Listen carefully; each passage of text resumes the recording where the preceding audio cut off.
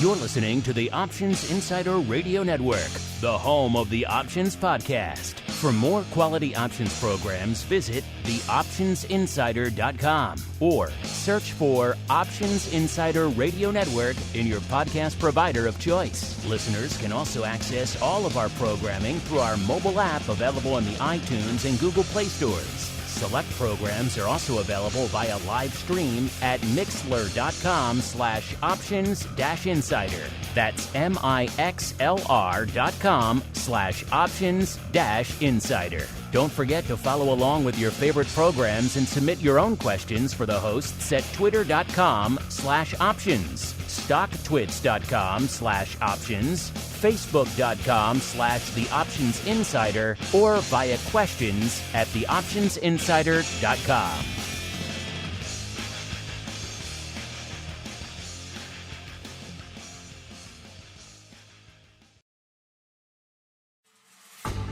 Welcome to Volatility Views, the premier program for volatility traders. Each week, we'll take a deep dive into the world of volatility with in-depth analysis, trading activity reviews, strategy breakdowns, cutting-edge education, and much more. We'll also bring you exclusive conversations with the traders, researchers, and asset managers who are reshaping the volatility landscape. If it involves volatility, then you'll find it on Volatility Views. If you're paying $0 to trade options, you're paying too much. That's because at public.com, you can go a step further and earn rebates on every single contract traded. No commissions, no per-contract fees. That's table stakes. When you place an options trade at public.com, you not only don't pay, you earn a rebate. And those rebates can add up fast. Public is the only options trading platform where you can earn rebates. You literally won't find a better deal. So, switch to Public and start getting rebates on every single contract traded. Or stay with your current options trading platform and leave money on the table. The choice is yours. Public.com. Paid for by Public Investing. Options not suitable for all investors and carry significant risk. Full disclosures in podcast description. And now, it's time to take a deep dive into the world of volatility. It's time for Volatility Views.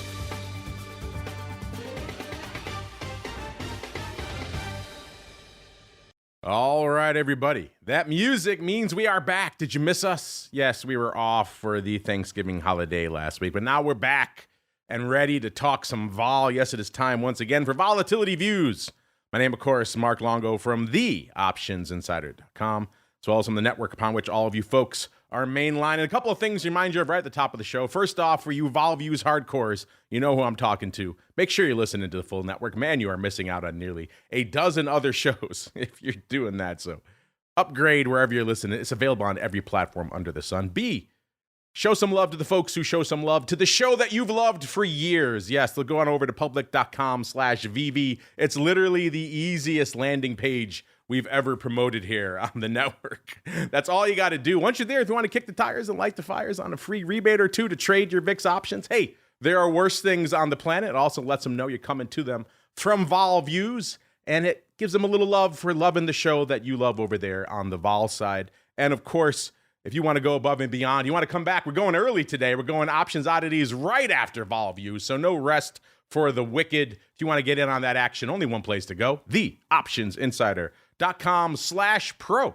is the place to go. Should be a good one, if I do say so myself, as we go around the horn and see who's joining us on the old program today. First, let's go out to the Southern Volatility Mecca. It's been a while since we've been down to Austin, where we are joined once again by the greasiest of meatballs, Mr. Mark Sebastian from OptionPit.com. Mr. Meatball, welcome back to the show. How was your turkey day in Austin, sir? Oh, it was great. Happy. I hope your Thanksgiving was great as well. Good to hear from you, Mark. Excited to be on the show. Do you have to wear a bolo tie for Thanksgiving now that you're down in Austin? I had to wear two bolo ties. Two bolo ties. Wow. Doubling down. I like it. Truly embracing the lifestyle down there. As we rotate a little bit closer to home, out to the hinterlands of Chicago, or maybe Indiana. I'm not sure. Let's find out, where we are joined once again by the man holding down the Eurex hot seat, Mr. Russell Rhoads. Mr. Rhoads, welcome back to the show, sir. As always, I'm very happy to be here. I'm actually at my workspace in Downers Grove. I'm moving around on you. Downers Grove, look at you. Just jumping all over the place. The hot mecca of vol, that is Downers Grove there. That's right. And then we turn the dial one final time all the way out to the east. Not quite as far as yesterday on the option block when we went all the way out to Amsterdam. Nope, we're going to stop at the shores of the continental U.S. these days, right on the shoreline of New Hampshire. Most folks don't even know it exists. It's there. It's small, but it's there. We are joined once again by the Oracle of New Hampshire himself, a.k.a. Mr. Matt Amberson, the easy for me to say, the Auto Father from Rhoads. Mr. Matt, welcome back to the show, sir. Thank you. You could go on Google Maps. I'll be the one waving my hands, and you can see on this small coastline here. You're the one guy standing on the shore of New Hampshire. All right. With the team assembled, let's dive right on into the volatility review.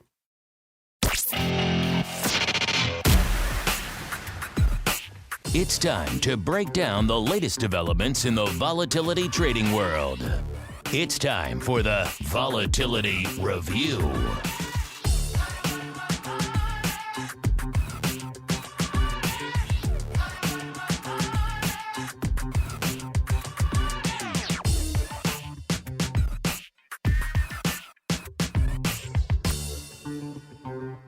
All right, everybody, let's get down to business. A little bit of the old volatility review, the portion of the show where we break down all that's cooking in the world of vol trading, trending, analysis, unusual activity, all sorts of fun perspectives. And coming into the start of the show, remember, we're going back 2 weeks since our last show. And we're seeing markets today, listeners, looking decidedly mixed after a whole mess of green post-election, finally starting to take a little bit of a pause, even though we are flirting with intraday highs, it seems like, early in the session, most sessions.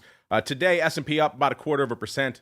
NASDAQ up a little over 0.2%. The Dow off about 0.2%.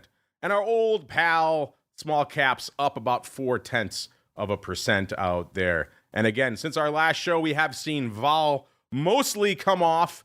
We were about 16 even on the show last week. This week, about 13 even as we're kicking off the show on VIX Cash. So that puts us down about 3 points. Vol itself also continuing to erode at about an 87 as we kicked off the show, down about 13 points from where we were 2 weeks ago. So, of course, listeners, we are heading into that seasonally quiet period. Again, all bets are off. I mean, look at the dog days of summer this year, some of the hottest options action we saw all year. So, past is not always prologue, but if it does play out like recent past, we should see a little bit of calm towards the end of the year. But then again, I don't think anyone had, martial law in South Korea on their bingo card this week. So there still are some potential hot spots out there that could add to a little bit of vol, hence our question of the week. We'll get to that in a little bit. But first, let's go around the horn. Let's get everyone's thoughts on what we're seeing out there in the vol space. Let's go out to the shores of New Hampshire first. Mr. Matt, sir, what's catching your eye in the world of vol this week?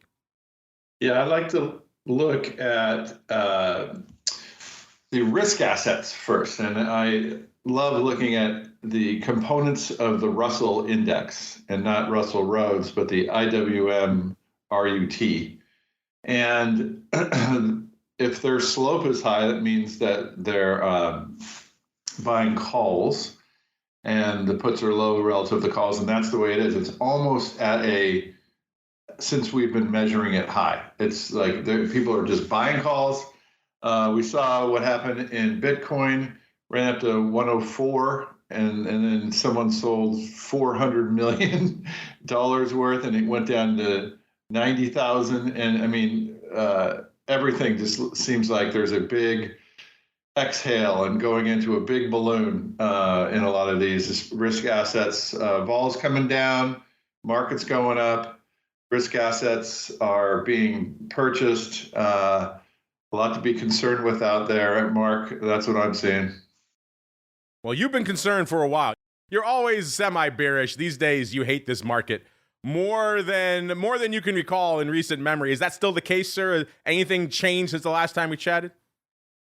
Just that I was thinking that what might happen is just kind of a blow-off top happens in some of these after such a long bullish market, but still, it still remains that you have to be very careful. I mean, I've seen some people saying 80% correction. I'm not that bearish, but I think it just looks ugly out there.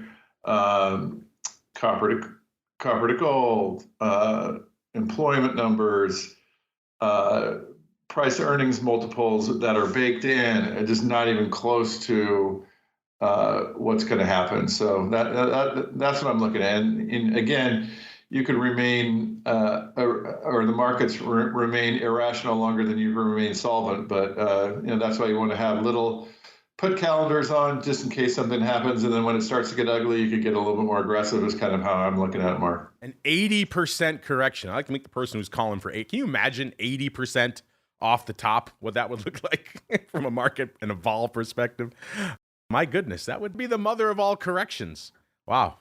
Interesting stuff out there. Let's keep rolling to another man who I think it's fair to say is not exactly a fan of this market right now. He's been short for a while. He is the once and future Dr. VIX/VSTOXX, beaming to us from his new office compound in the Mecca of Downers Grove. Mr. Rhoads, what's catching your eye from a vol perspective out there this week, sir? Do Mac a big favor, and I'm just going to cover my short because the second that happens, it's going to sell off. There we go. So you're welcome. Here Mac. comes 80% to the downside. So it didn't necessarily catch my eye, but I heard I listened to a short webcast by SIBO, and I thought I heard them say that some of the VIX upside, although we don't have a lot of VIX upside right now, but some of the upside to VIX was actually some people buying calls in case we get a year-end rally. I don't see that in the term structure. And I want the other guys to correct me if I'm wrong, but I was listening when I was driving back from IU yesterday, so I didn't really get to scribble down a note or anything. I had in my mind to check the numbers, and I'm just not really seeing what they talked about, and they didn't really quantify that one. That's one thing within the vol space I'm keeping an eye on, looking at all the different Bitcoin options that are out there. I know I did the pro Q&A earlier this week, and I talked about how I bought some deep in the money IBIT puts. And I'm looking for, I'm maybe looking for a lower level in IBIT to maybe sell some puts against the longer dated puts that I own. And then something else, and it's totally out of nowhere on you guys, and I hate doing this to you, but I've been fighting short China for some time using one of the inverse ETFs, and the freaking, which means if China crashes, the calls are what you want to own in that case because it's a triple inverse ETF. I've been able to buy in the money options on that thing without a whole lot of time value. The time value is absolutely, and the implied vol is absolutely ridiculous. I don't know if there's some sort of known unknown on the horizon this weekend for China, because they do release their economic numbers on Saturday, which is a great day to do that. But one of my bearish thesis things on the U.S. market is that China's going to have some problems and drag us down with them to a certain point. I have never seen it so expensive to get short China right now. Give our listeners the ticker for that so they can play along at home, sir. The China ETF. Yang, Y-A-N-G. Of course, it's Yang. There you go, listeners. Check it out. That's the direction win. Yes. Direction daily. Okay, there you go, listeners. Check it out for yourselves. It brings a smile to my face. I'm not sure why. All right, let's keep rolling out to the Southern vol Mecca. By the way, you hardcores in the chat, you slinging a little Chinese vol out there these days? You putting down what Russell's selling out here? Let us know. Let's go out to the Southern Volatility Mecca now. Mr. Meatball, sir. Obviously, a lot going on in the vol space since we last chatted, sir. What's been catching your eye? Yeah, well, to Russell's point, I'm wondering if this has to do with the massive levered ETF buying that we saw earlier in the week in CHAU. And then there's the triple Chinese ETF. They bought a bunch as well. But I want to say it was either Monday or Tuesday. They bought 200,000 of the May 15 calls in CHAU. And then, Matt, do you remember the symbol for the triple ETF? It was they bought a ton of calls in that as well. I want to say like 110,000 or something like that. I'm wondering if that's what goosed up the vol so much and maybe not the downside. That could certainly be out there, sir. We'll have to go dive in and check it out. Anything else catching your eye, sir, before we roll on into the vol surface? To Russell's point, I know we're going to talk about term structure here in a little bit, but and the options trading, but I look and Jan does look a little bit expensive relative to the rest of the curve. But VIX itself really kind of taken a dive. It's our dip below 12. I forget what my guess was 2 weeks ago, but I remember I was on the low end. So we might be cashing the register here, Mark. Might be a little cha-ching day for the meatball. We shall see when we get to the crystal ball in a little bit. Since you mentioned the vol surface, let's get out there now, listeners. And spoiler alert, it is lower than the last time we gathered here around the vol table 2 weeks ago, listeners. Last time we were here, we had the cash hanging out exactly about a 16, and looks like the highest we got, if you went all the way out to the middle of next year, to July of 2025, we were a little bit north of 18, about an 18.20 in that vol surface. Now it's funny, we've seen a little bit of evolution, but the longer term portion, if we go out to, let's say, August, let's go out a month now. Beyond that, that's up to about an 18.5 right now. So kind of to the point Mark was making, there's some interesting little potential hot spots here on the curve. Again, the cash obviously 3 points lower. That front future, that Dece future, down nearly 2 points, about 1.85 or so from where it was this time a week ago. The Jan future that Mark was just talking about, down not quite as much, down almost 3/4 of a point from where it was last week, at about exactly a 16 even when we kicked off the show. So potentially a little juicy. Mark, is that what's catching your eye out there a little bit? Do you think too much juice in that Jan future, sir? Yeah, I do think there's a little too much juice in the Jan future. So are you looking for some calendars against Jan? What are you up to out there, sir? I'm not entirely certain what I'm going to do there, but when you look at the curve as a whole, short Jan, long Feb, short Jan, long March seems to make a little bit of sense. Is that Jan a little bit maybe of the leftover martial law premium just trickling out to Jan? People are like, maybe the end of the year are going to be sleepy, but then beginning of the year, all bets are off, and who knows what madness will unfold, sir? Yeah. People forget that the first couple of weeks of January, the last 4 or 5 years have come roaring out of the gate pretty hot. Everyone thinks of, back in 2020 and, of course, the pandemic a few months later. But the first week of January, we assassinated that Iranian general on the tarmac. And then kind of all bets were off from there. So we've seen a lot of crazy things happen in the very first couple of weeks out of the gate. Of course, January of 2021, who can forget the first couple of weeks when the meme stock craze really kicked into high gear with GameStop. So we've come out of the gate like a lion a lot over the last few years.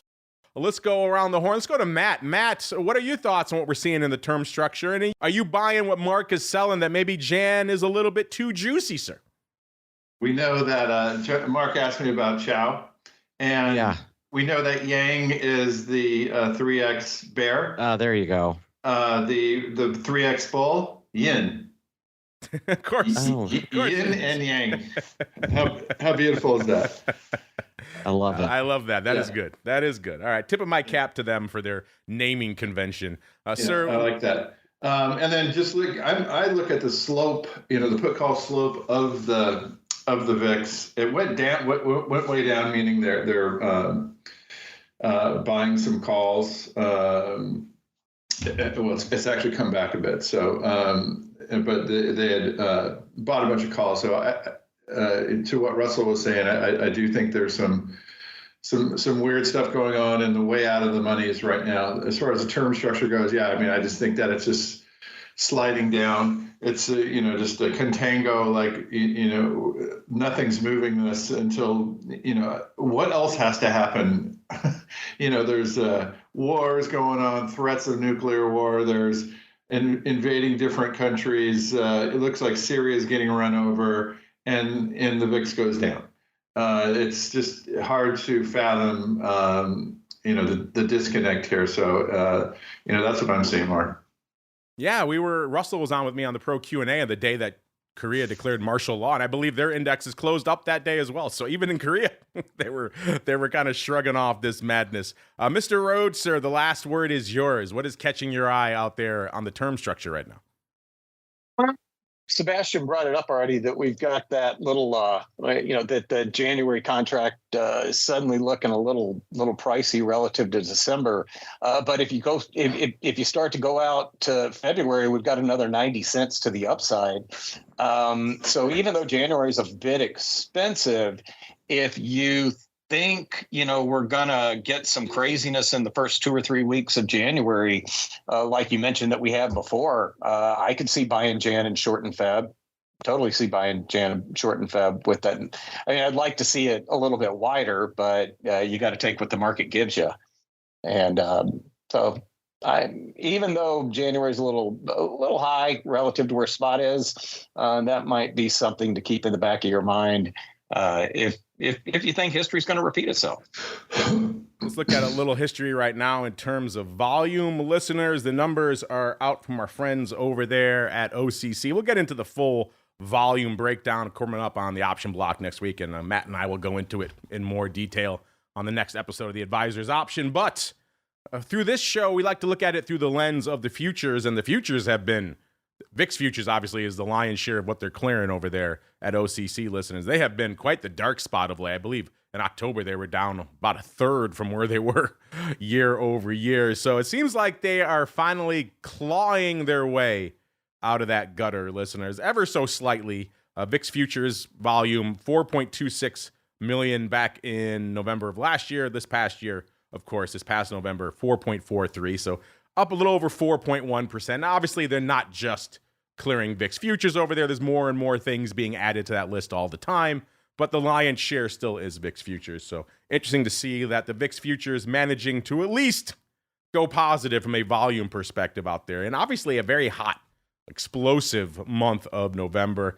But speaking of explosive, vol over there has been kind of explosive of late. Is that still the key? I mean, things going on, French government now potentially imploding, all sorts of things going on. What's going on from an international vol perspective? Well, let's find out right now, listeners. It's time to explore what's happening in the volatility market beyond our shores. It's time for the International Volatility Review. The International Volatility segment is brought to you by Eurex, home of Euro stocks, VSTOXX, DAX, and the German government bond-based Eurobund, Eurobobble, Euroshots derivatives. Eurex is the leading European derivatives exchange. Learn more about trading VSTOXX futures and options, the European volatility benchmark, at www.eurex.com/VSTOXX.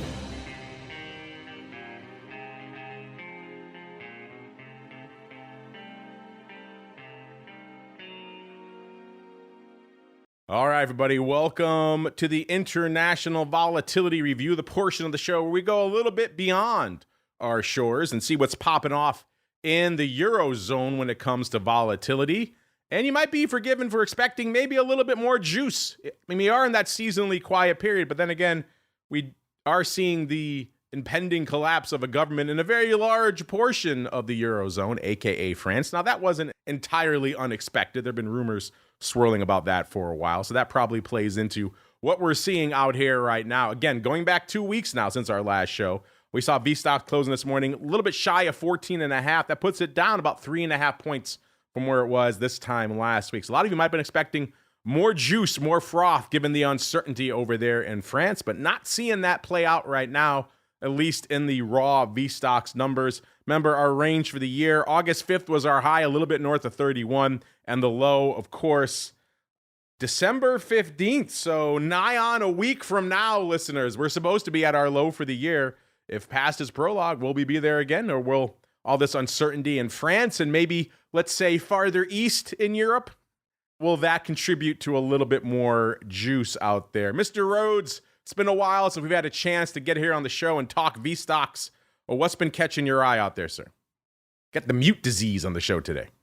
Well, it's so loud in my workspace, I have to behave. I don't want to upset everybody else that's working here. So what I was saying so eloquently before I realized that I'd left the mute on was, we've been talking about that DEIS ratio spread off and on for some time, and I did notice a couple of weeks ago that they continue to as I put it, profits continued to pile up for that guy. They were down to, they had about 25,000 of these spreads left. It looks like maybe they got out over the past couple of weeks, have gotten out of a few more. Initially, they had 49,000 of them. And the initial cost for this trade was about 17 cents, and the average credit for getting out has been about 40 cents. So they've done quite well here. What they did was they sold two of the 15 puts and bought one of the 17 puts back in early September. And they were even able to get part of that on, I think, for a small credit. But then they started working out of it in late September and over the course of October and through the middle of November. The biggest trade last week this week that's just behind us was another exit of, I think, 7,500 of it. So a really interesting trade. Interesting to see such volume using DEES options so far out. But they were taking advantage of how elevated volatility was and expect a return to normalcy by December expiration, and did well with that. Looking at the term structure, VSTOXX is where it should be, which is about $1.50 higher than VIX. It's very common. Typically, VSTOXX is at a premium to VIX. With all the U.S. specific things over the past few months, especially the election, those roles have been reversed, but we're getting back to what we're used to. The December contract is at a 210 discount to January. That thing just has continued to widen. That was already at about a normal $1.50 level a couple of weeks ago, and the U.S. version was still kind of narrow. That has widened out to some normalcy as well. So VSTOXX is doing kind of what you would expect it to do. It's at a good premium relative to VIX. And they're in some contango here. The January contract's only at a 55-cent discount to February. So with the big difference between I don't know if there's a good opportunity there right now or not. I'd maybe like to see that widen out a bit more. Good profits on that DEES trade. And the curve's kind of at some normalcy. Haven't seen any really interesting new opening transactions, but it's not really the kind of time of year for that. And you'll hear that again in a second when I talk about the weeklies. Yeah, January making us scratch our heads in VIX, but even more so out there in VSTOXX listeners. Jan, where the wild things are these days from a vol trading perspective. Certainly maybe some interesting opportunities. I mean, we were talking about, as you mentioned, Jan in VSTOXX on the show a couple of weeks ago. Perhaps even more intriguing out here this week. Speaking of intriguing, I had forgotten about this. Our chat reminding me that in addition to everything going on with France, we have Romania, as they put it, deciding to do a do-over in their election because of Russian interference on TikTok. They said, try explaining that to someone 20 years ago. Yes, I agree. That is a fun little sentence to say out loud. Our chat always keeping me on my toes when it comes to all things VSTOXX. Mr. Matt, you and I haven't had a chance to talk a lot of international vol these days, so I'm curious to get your perspective, sir. What's catching your eye out there in the Eurozone and the land of VSTOXX these days? Well, the stocks hit their low November 20th. And interestingly enough, November 20th, the EU was addressed by Zelensky, marking the 1,000th day of war in Ukraine. And since that day, the market has gone up. I think people start to realize that Zelensky's now open to getting out of there. And so I think that kind of a relief rally happened. And then the VSTOXX, of course, as we would expect, the implied volatility of the European, it just comes straight down since then. It was higher lows, higher lows, higher lows all year, and now it's just tanking. So the volatility is following right along with the rally. So that's what I'm seeing out there, Mark. Yeah, it will be interesting to see. Trump did campaign on he'll be able to end the war in Ukraine on day one. So we'll see if he can live up to that promise. It's a bit of a tall order, a little bit of probably campaign hyperbole in there, but maybe if we see a cessation of hostilities over there in the East, that could certainly lead to some of that vol getting squeezed out of the Eurozone. What's catching your eye out there, really, listeners, in the Eurozone right now and in the VSTOXX land? Hit us up. Let us know as we keep on rolling into the land of all things VIX right now. And VIX was kind of looking sleepy earlier this week. Kind of had to kick it to wake it up yesterday. Today, looking a little bit more responsive. Thanks mostly, looks like, to one large print. We'll get there in a second. But right now, listeners, a little over 500,000 contracts on the tape in VIX land, 541,000 to be precise. The ADV continues to erode. Again, it is that seasonally quiet time of year, so I would be surprised if we were threatening 900,000 or 1 million contracts a day in VIX right now from an ADV perspective. So the fact that ADV continues to come in and we're starting to see some sleepy days, maybe not entirely surprising. Yesterday was pretty sleepy, but that said, a general downturn in vol and volume is not exactly unheard of this time of year. ADV right now in VIX, 785, down another 54,000 from our last show. So moving in the wrong direction for VIX volume fans out there. But then again, not entirely unexpected. How are things shaping up in the top 10? You know what? All of you longtime listeners who've been waiting, nay, hoping for the day when the puts would dominate our top 10. Well, listeners, today is your day. Pop your champagne because we're looking at pretty much all puts all the time out here. 6 puts in our top 10. Only 4 calls to be found. It's been a while since we've been that put dominated. All it took, listeners, was VIX to plummet since our last show and get down into the low teens for puts to have some interest. Now, the interesting thing about that is usually when we get down to this level, people have taken off those puts because they've paid off and maybe they're starting to reposition for some upside. But right now, we are not seeing that. We are seeing people, looks like, pretty much prepared for the quiet holiday malaise of vol. Number 10 out there cost you 194,000 contracts to break into the top 10 in VIX land. So that's about what we'd expect, maybe a little bit lofty. That gets us to the D's 18s. And after that, we got a whole mess of puts. Number 9, 206,000 of the Jan 17 puts. Number 8, 210,000 of the D's 14 half puts. Number 7, 222,000 of the D's 16 puts. Then we got a couple of calls sneaking in there. Number 6, 226,000 of the D's 20s. Number 5, 242,000 of the Jan 30s. Then we're back to more puts, listeners. Number 4, 245,000 of the D's 14 puts. Number 3, 254,000, so just north of 250,000 of the D's 15 puts. Then number 2, my favorite position on the board, 259,000 of the Jan 50s. Now, you know, if you've been listening to the show for a while, that's part of that ratio vertical in Jan, so it's not straight up buying the Jan 50s. It just brings a smile to my face to see so much size OI on the 50 strike.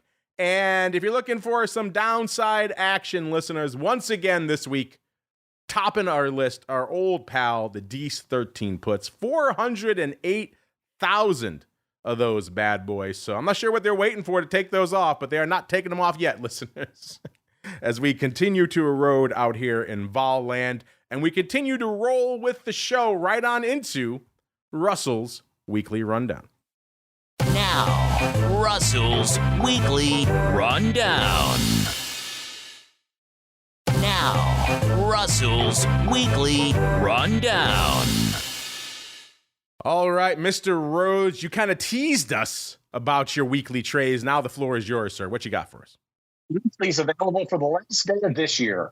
So if you want to, if you've got an opinion about VIX and where it's going to finish, the historical, the very important historical year of 2024 until we get to the next year, you can express that outlook. And somebody did in a really silly trade.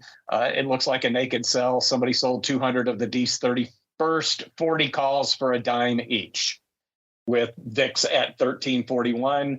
I don't know about that, man. It's the risk reward. You know what I mean? I just got some sort of surprise, and next thing you know, Putin decides to do something between Christmas and New Year's just to really put everybody on edge.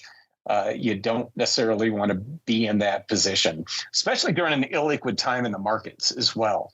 Do you guys remember, goodness gracious, I think it was 2014, 2015, something like that. There was the last day of the year, VIX went up a bunch. I think it was due to a potential government shutdown or something like that, and came right back down the next day. So I'd hate to be in VIX be short VIX on the last day of the year. Trade that I kind of like. I understand it. And this is a strike I don't think we talked about in some time. Somebody bought just over 300 on Monday of the DEES 24th 12 and a half puts, and they paid 8 cents for them.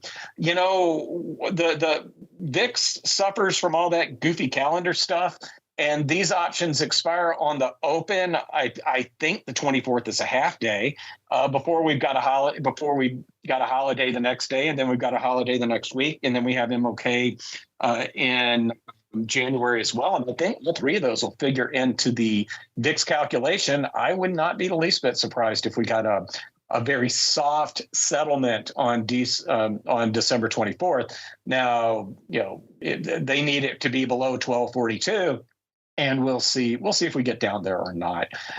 Then on Tuesday, really interesting trade that I don't like that worked. I admit if I don't like something, but it did fairly well during the day Tuesday. And Wednesday was December 4th. Somebody bought 1,750 of the DEES 4th 13 and a half puts. Now, they did them in a whole bunch of lots of 125, and they did them over two different time periods in the day. But because of that lot number, I'm going to assume it's the same trader. They bought 500 of them at prices between 5 and 6 cents. And then later in the day, they bought 1,250 more at 16 cents. They did not close these out and held them through settlement. And VRO on Wednesday morning was $12.97. So these options were worth 53 cents after paying between 6 cents and 16 cents for them. So very nice little profit there on buying puts the night before. And we've seen these in the weeklies every once in a while. Where it's an opening trade that's kind of based on where they think settlement's going to be. And so far, they seem to, I haven't kept a track record, but they seem to have done fairly well. There is nothing worth discussing from Wednesday or Thursday, period, in the weekly space. And then today, there's a little bit of activity in the December 11th options. But again, nothing spread-wise, nothing really exciting to talk about. I didn't see a single spread using weekly options until today, and I actually do see one right now. Somebody is sold the December 11th 17 calls for 8 cents, and they bought the December 11th 20 calls for 6 and 7 cents each. That has got to be a closing transaction. That one doesn't make sense to me at all. But very, you talked about it being kind of soft with respect to VIX option or VIX futures volume. Kind of seeing the same thing in the weeklies right now as well. You know, it's funny you mentioned all this upside in VIX people are selling. It kind of reminds me of yesterday. We were talking about a trade with the Flowmaster on the option block. He mentioned someone blasting away, I think it was for 20 cents on some calls on a very cheap biotech.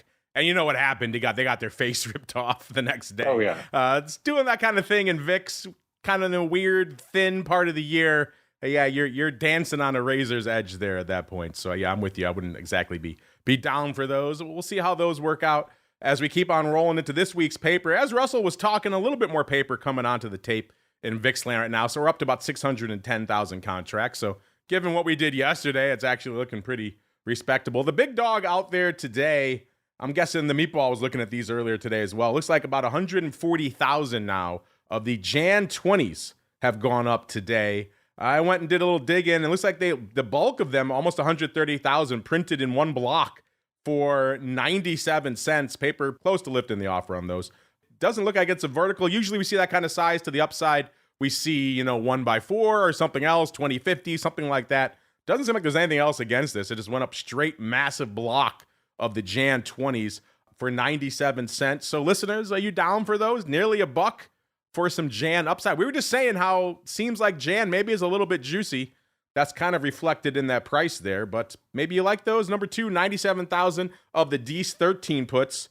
Those went up on the other side of the spectrum for a dime. So Which one you like, listeners? Jan 20s for 97 cents or the Dees 13 puts for a dime? And then number 3, 67,000 of the Dees 14 puts. Number 4, 39,000 of the Dees 14 halves. And number 5 today, 30,000 of the Dees 16. So some calls mixing in there, listeners. Yesterday, like we said, almost not even worth talking about. 286,000 contracts. That's all VIX could muster yesterday. The big dog, such as it was, 17,000 of the Dees 20s on a closing transaction, and that was it. Number 2 was 12,000 of the, it's a quiet day when 12,000 of the March 36s can get for number 2. March 36s. I love these strikes. And those were opening as well. So somebody opening for quote unquote size on the March 36s. You like that strike, listeners? Let's just move on from yesterday because not much going on there. Wednesday, more respectable from a volume perspective. Pretty much right in line with the ADV. 755 on the tape on Wednesday. The big dog, 66,000 of the Jan 20s yet again on Wednesday. That seems to be the strike of the week out there. Number 2, 51,000 of the Jan 42 halves. So that's usually how we see it go up. Usually part and parcel with something else to the upside. Number 3, 40,000 of the Dees 14 puts. Number 4, 36,000 of the Jan 40s 4 O's. And number 5, 35,000 of the Dees 60s. Interesting. I'll have to go look and see what those Dees 60s traded for. You want some Dees 60s in your hot little hands, listeners? Tuesday, 728,000 on the tape. The big dog, 41,000 of the Dees 15 calls. Number 2, 34,000 of the Dees 17s. Number 3, 33,000 of the Dees 20s. Number 4, 22K of the Dees 13 half puts. And rounding out the top 5 on a decently active Tuesday, 22,000 as well of the Dees 15 puts. Monday, kind of decent paper, all things considered. It's about 600K on the tape on Monday. Most of that thanks to a massive closing transaction. Again, getting back to what we were talking about here with these Jan 20s. These look like they were closing. The big dog was actually the Jan 42 halves, 103,000 of those. Those were closing. Looks like against number 2, 44,000 of the Jan 20s. Remember, we've talked before about the 1/4, roughly in that ratio to that Jan upside. It seemed like they were taking a bunch of it off on Monday. Number 3, 28,000 of the Dees 18s. Number 4, 27,000 of the Dees 15 puts. And number 5, 25,000 of the Dees 17 puts. So not the most explosive of weeks. Mr. Meatball, I know you're out there watching all things VIX day after day out here. First off, after we have a lot of closing earlier in the week, someone getting the heck out of Dodge on the Jan 20s. Now we got a massive opening print out there again. So maybe the Jan 20s roaring back to life at least 140,000 times today. A lot of them going up for nearly $1. What are your thoughts on that print? And what else is catching your eye out there in kind of a quiet week in VIX, sir? Yeah, it wasn't the most exciting week, but yeah, they've bought 140,000 opening. The vol has on that strike has gone up a little bit from this morning, but yeah, VIX definitely getting the wrong end of it. Getting the wrong end of it today. Outside of that, not a ton going on today. 1 second, let me pull up my time and sales. You do have more of these. Are they selling these 13 puts or are they buying them? I wasn't sure. Yeah, I couldn't tell either. A dime. I kind of was leaning sale, but it's hard to tell. They might. I don't know if they're getting out of Dodge. The 14 puts are trading too. That there's some volume there. Might be maybe a little ratio or something. Maybe they're legging into something. Really nothing on Thursday. Biggest trade was the March 36 calls. And after that, nothing of any consequence. Wednesday was a little busier. You had some Jan action. They did they bought the Jan 42.5 calls, 50,000 times, and yet a Jan 20 40 call spread go up as well. And a Dees, some Dees 20 calls and looks like some cheapy Dees 60 calls. Those are probably some margin. So there was that. And then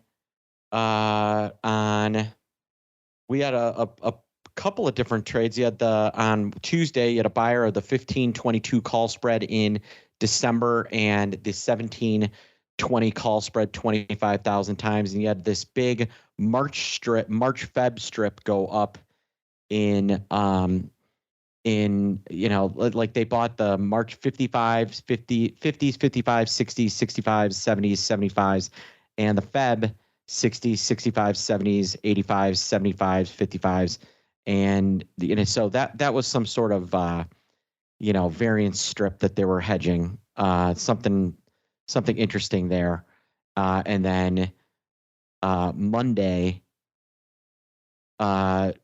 we had 100,000 of the 42.5 calls go up versus 40,000 of the 20 calls. So that was looks like a ratio spread, long the 20, short the 42.5s. That was the biggest trade. That was big until today. That was the biggest trade of the week.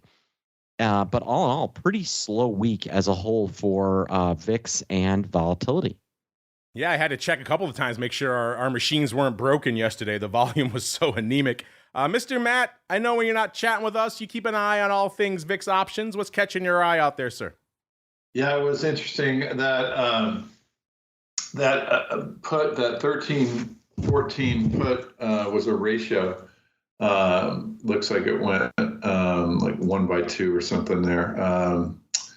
And then on Wednesday, there was an interesting trade, kind of something near and dear to my heart, Mark. It was selling the 20, buying the 40. Let's see here. Sorry, I'm jumping back and forth. And thanks, Mark, Sebastian, for explaining. I was wondering I see these huge trades going up in the Rhoads dashboard. And so I guess it was a stripper. You just see all these 70s in weird ratios. So it sounds like Mark's saying it's some type of a relation to a variance. So that's interesting. That's the only explanation for something like that, is that there's some over-the-counter trade that they're hedging off. Yeah. And then on Wednesday, Mark, it was selling the Jan 20 that we saw. That they sold that 20,000 times and bought 50,000 of the 42.5s. They did it for a small credit, so I love that. Love that trade. So that's what I look at, Mark. Yeah, lots of ratios out here this week. As you mentioned, that looks like those puts were part of a ratio put spread. These 13-14 today, 45 by 30,000 times today. They did it net for 33.5 cents. Looks like out there. So that's why those puts went up for a dime out there. Kind of a funkier print. Looks like there's a lot of OI on those, so they could be unwinding some of those. But we were just talking size ratio 1/2 put spreads in VIX, or excuse me, in VSTOXX, and why don't we see that more often in VIX? Well, here we go. Could potentially be closing, listeners, but something interesting to keep an eye on. And of course, the ratio upside for days out here in the VIX calls. Let's keep rolling out to the vol ETPs, listeners, to the land of inverse vol. SVIX kissing a 30 again now, as we're getting into the latter portion of the show. Up nearly 3 points since our last show, about 2.9 points. Volume-wise, still continuing to get sucked down the drain. 2,800 contracts on the tape today. The ADV is now down to 5,000 contracts a day. That's down another 1,300 over the last 2 weeks, listeners. That's not good. That's not trending in the right direction. I mean, they've added these weeklies. If anything, that's just exacerbated the lack of liquidity out there. It's far more apparent when you look at the weeklies and say, wait a minute, nickel bid at $2? Gee, thanks for an at-the-money option. So, yeah, they need to do something to gin up the volume and liquidity out here in SVIX, because it's continuing to move in the wrong direction. It was 3-4 times this not too long ago. So something has transpired to really kill the options love out there.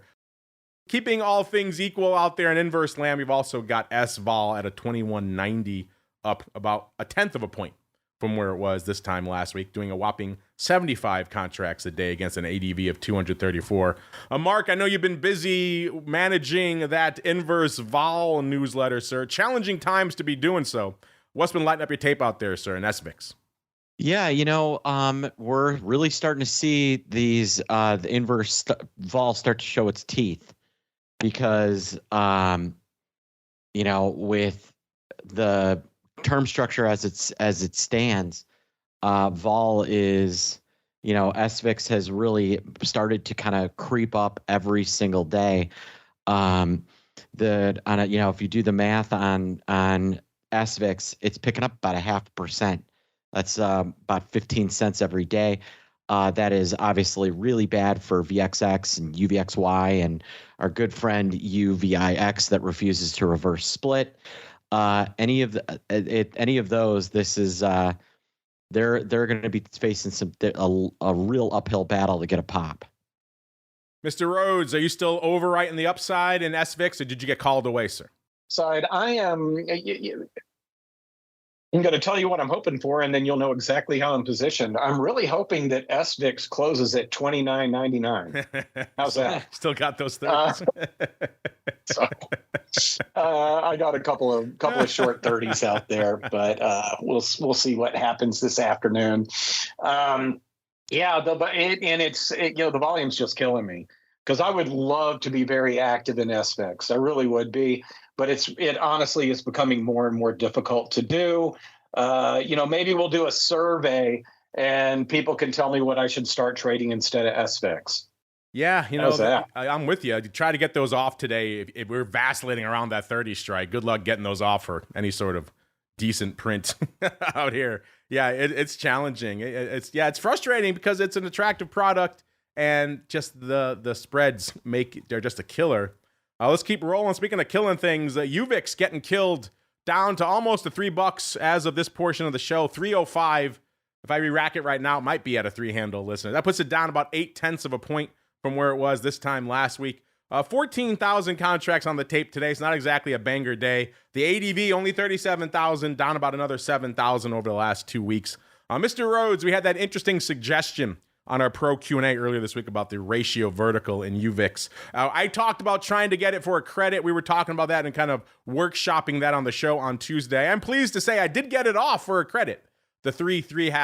I think the next morning I was able to get it done. So it goes out till next week. I'll talk more about it on Oddities in a little bit, listeners, for all of you listening to Oddities. But I thought it was an intriguing approach. So instead of buying your UVIX for the weekend, I'm doing that, Mr. Rhoads. What do you think? And I'm still experimenting around with that freaking thing, and it's the simplicity is just been the easiest thing to do, which is buy it Friday, sell it Monday. I'd really love to come up with something more clever, but I think what ends up happening is with options. If you try to trade in and out of it, and UVIX is better than SVIX, but still. After the weekend, if you buy something late Friday and you want to turn around and sell it first thing Monday, well, first off, trying to sell it first thing, you probably want to wait a little while for the market to settle in. If UVIX starts grinding lower, you're going to be fighting to get out of the freaking thing. So I would love it if we could figure out a way to play this with options. Maybe buy a deep in the money SVIX put instead. You have been all over the deep in the money puts of late. That's certainly one way. I have been. I want to get me some delta. Well, we'll see. I'm not mad about getting that ratio vertical on for a credit. Again, it's a different way to play kind of the same game out there with not much outlay, and you're not left holding the bag on this potentially massively eroding asset. That you're right, Mr. Meatball. They continue to persist in not reverse splitting out there. But we will not persist any longer, listeners. It is time to get to the most difficult, dare I say it, the most dangerous portion of the show. It is time for the crystal ball. It's time to peer into the future and reveal what the volatility gods hold in store. It's time to look into the crystal ball. All right, everybody, let's get down to business. Crystal ball time. Last week 2 weeks ago on the show, it was myself, it was Dr. VIX / VSTOXX, it was the Meatball, and it was our buddy Noel there. And I'm looking here, coming into the end of the show, we already said VSTOXX at a 1448. VIX cash right now subtly below the 13 handle, listeners. 1292. Now, the Meatball, he was excited earlier in the show. He thought he had a crystal ball in the bag at his palindromic nonsense 1331, but we needed a little bit of an uptick to make that one happen, or we needed an aggressive sell-off to 1221 if he had gone that way.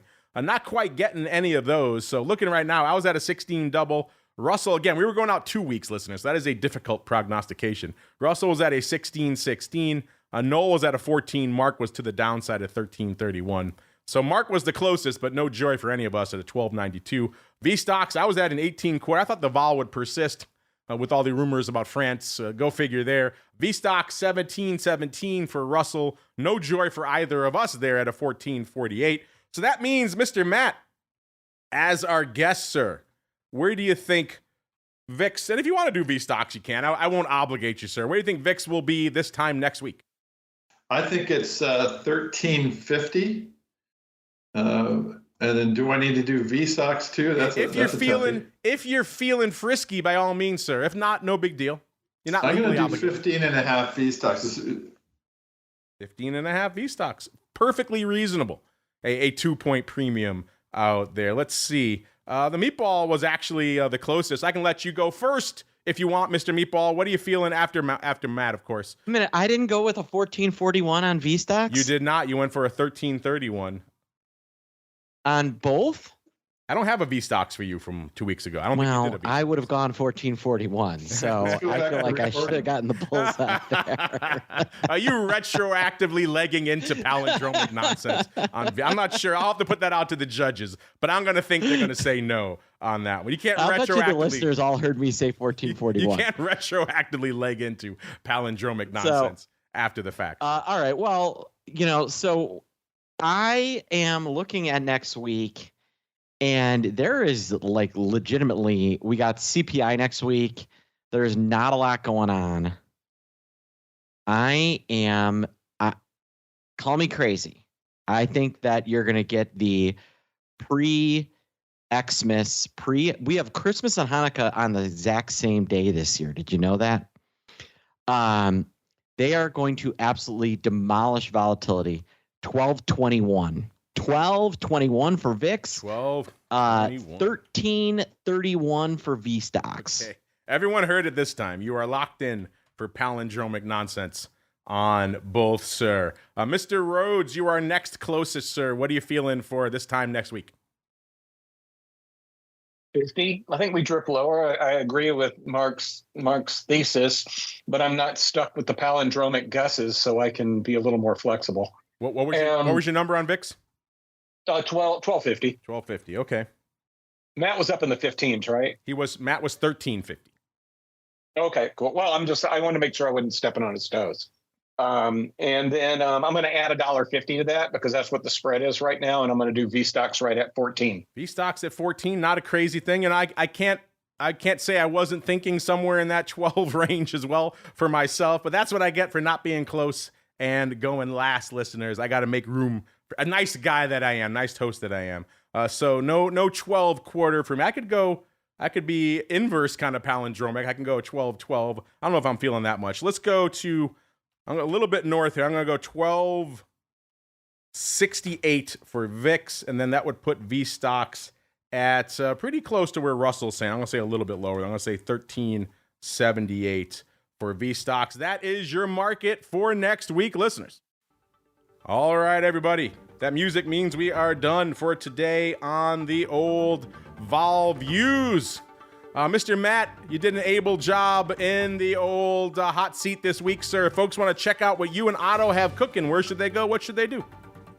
Yeah, Giovinazzi told me to do the mute thing, so I did that. Come on over to orats.com. A lot going on. We connected our platform to Interactive Brokers. Trading's a breeze. And, of course, a lot of back testing, a lot of scanning, and some neat stuff that I use to inform me about these beautiful shows and the next show right after this, Mark. Yeah, if you want more Matt in your life, stay tuned. If you folks are hanging out in the pro, we'll be back instantaneously in your ear holes for a whole bunch of options, oddities, madness, so stay tuned for that. In the meantime, you can check them out over there in the land of Orats. And Mr. Meatball, where should folks go if they want more meatball goodness in their lives? Go to optionpit.com and follow me on Twitter at optionpit. There you go, at Option Pit. You can get access to all of his goodness over there at Option Pit U. Maybe you want to sling a little inverse vol for yourselves. A lot of fun to be had out there these days if you can handle the spreads. You can check out all of Mark's goodies over there, optionpit.com. to learn more. Give them a follow on the old Twitters as well, at Option Pit, all one word. And Mr. Rhoads, where should they go if they want more Russell Rhoads in their life? Just follow me on the Twitter. My full name, Russell Rhoads. Anything I'm up to, I share it there. So that's the easiest way to track me. And if you follow Option Insider on Twitter, all you got to do is look at one of their most recent tweets, and I'm tagged right there.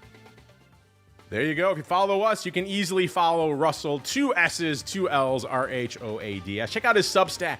Some good goodies to be found there as well. Speaking of finding good goodies, listeners, you know where to go to keep supporting the show that's been coming to you for ages. Public.com/VV. Not the worst thing to get paid to trade a little vol at the end of the day. And while you're checking things out, UX.com/VSTOXX, VSTOXX, the place to go to kick the tires and light the fires. Again, keep supporting the folks that bring you vol views week after week so we can keep doing the show that's been coming to you for well over a decade now. Dare I say it, the best vol talk in the business. Check us out. Hope you had a good week. If you're on the on-demand side, that will conclude your broadcast week with us. If you're hanging out in the Pro or you're listening after the fact on the exclusive Pro podcast feed, guess what? You got Options Oddities coming at you right away, so stay tuned for that. Should be a fun one. I'll be joined by our good pal, Mr. Matt. He's been slinging crazy strangles in that show of late. We'll see what he has up his sleeves for us this week, as well as a whole bunch of other fun.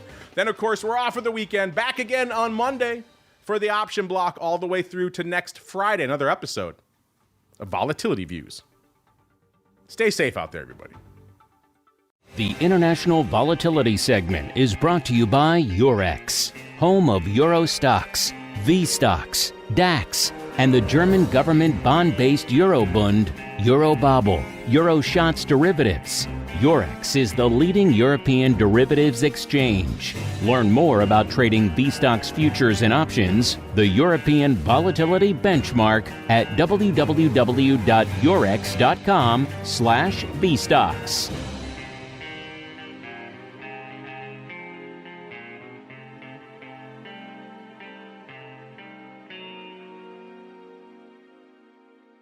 If you're paying $0 to trade options, you're paying too much. That's because at public.com, you can go a step further and earn rebates on every single contract traded. No commissions, no per contract fees.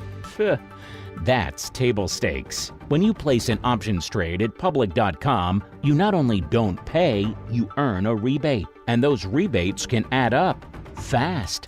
Public is the only options trading platform where you can earn rebates. You literally won't find a better deal. So, switch to Public and start getting rebates on every single contract traded. Or stay with your current options trading platform and leave money on the table. The choice is yours. Public.com. Paid for by Public Investing. Options not suitable for all investors and carry significant risk. Full disclosures in podcast description. You're listening to the Options Insider Radio Network, the home of the Options Podcast. For more quality options programs, visit theoptionsinsider.com or search for Options Insider Radio Network in your podcast provider of choice. Listeners can also access all of our programming through our mobile app available in the iTunes and Google Play stores. Select programs are also available via live stream at mixlr.com/options-insider. That's mixlr.com/options-insider. Don't forget to follow along with your favorite programs and submit your own questions for the hosts at twitter.com/options, stocktwits.com/options, facebook.com/theoptionsinsider, or via questions at theoptionsinsider.com.